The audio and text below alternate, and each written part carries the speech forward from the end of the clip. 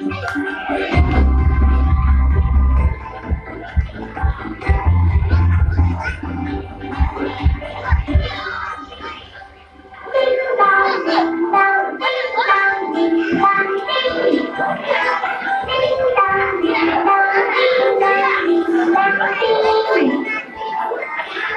già Noel lâu là cưới xe con ngọc và bay khắp nơi.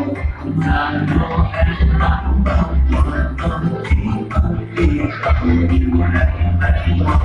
Ông già Noel mang bao đêm đêm ngày cùng con ngồi say.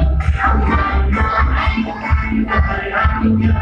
Ông nhớ đây ngoài trong vai anh chiều.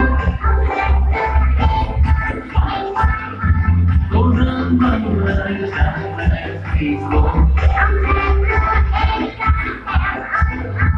cô kinh nụ cười cho nên ta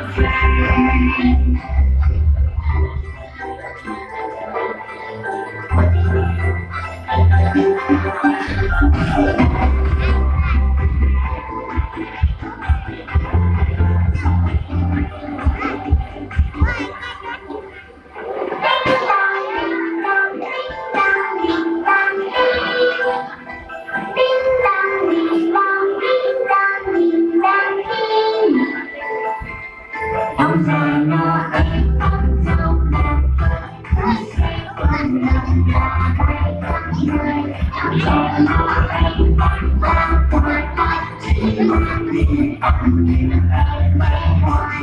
Ông già Noel đã gần từ non sẽ đến đêm nay vì con ngủ say.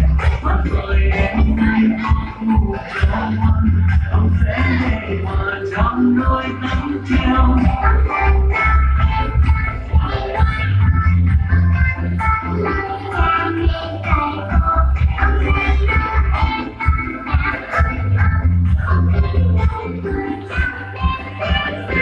Ông già Noel bao lần yêu con, có đến đêm nay vì con ngủ say. Ông nhớ đây ngoài trong